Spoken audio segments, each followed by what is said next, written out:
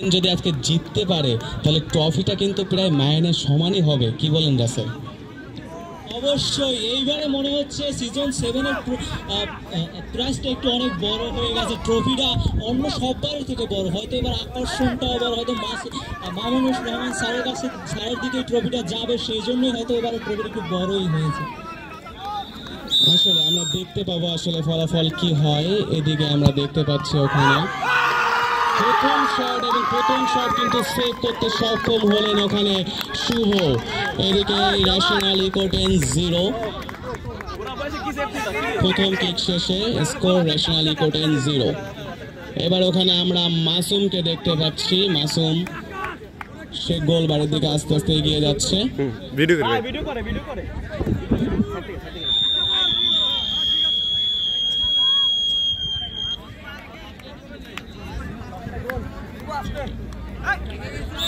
Shot নেবেন এখানে, বাইরে দেয় তো, সাইডে দাও।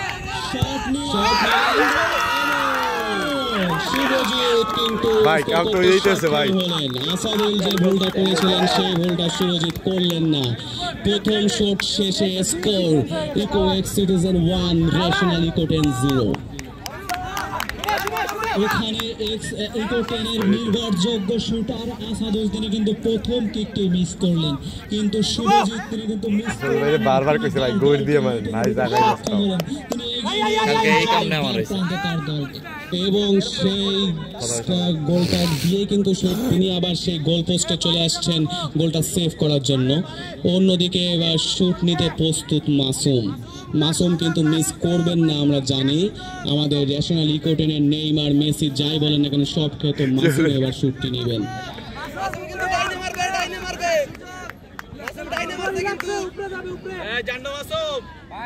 আসলে শুভজিৎ আর্জেন্টিনার বাস পাখি যাতে মিলিয়ান মার্টিনেজ প্র্যাকটিসটাই হয়তো ফলো করার চেষ্টা করছেন। এবার শুট দেবেন, শুট করবেন, শুট করলেন। কি করে ফেললেন এটা? মাসুম বিল্লাহ তিনি কিন্তু পেনাল্টি শুট আউট মিস করলেন।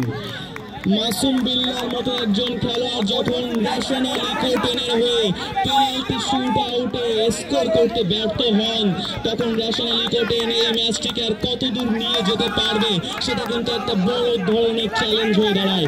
এদিকে ইকো এক্স সিটিজেন কিন্তু পরপর 2টি সেভ দিয়ে অনেকটাই এগিয়ে থাকবে। ট্রফিটা মাসুম বিল্লাহ দ্বিতীয়বারের মতো এগিয়ে যাচ্ছেন, এবার কে মিস করবেন, পারবেন কিনা? প্রথমবার শুট আউট নিলেন, প্রথমবার লাগলো বারে, দ্বিতীয়বারও কিন্তু এখানে সেই শুভজিৎ কিন্তু করতে সক্ষম না হলেও তিনি কিন্তু বলটি ফিরিয়ে দিতে সক্ষম হয়েছেন। যা বলেছিলেন ওই সেই প্রথম ম্যাচ হেরে তারপরে আর্জেন্টিনার মতো ফাইনালে উঠে এখানে শুভ কিন্তু সেই এমিলিয়ানো মার্টিনেজের মতনই কিন্তু সেভ দিচ্ছেন, কারণ মাসুম বিল্লাহ শট ঠেকানো ওই এমিলিয়ানো মার্টিনেজের কোয়ালিটির গোলকিপার ছাড়া কিন্তু সম্ভব না। সেই মাসুমে কিন্তু আবার যাচ্ছেন সেই গোল বারে গোলটা সেভ দেওয়ার জন্য।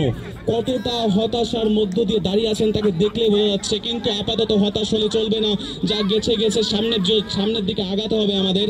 এখানে শুট নিতে প্রস্তুত রয়েছেন রোবদা, শুট নিলেন, তিনি প্রতিরোধ করতে সক্ষম হয়েছেন। বলটি যেত ওখানে ন্যাশনাল ইকোটেন। মাসুম বিল্লাহ তিনি মুশরিফ হয়েছেন কিছুটা, আমি বলবো মুশরিফ হওয়ার কিছু নেই।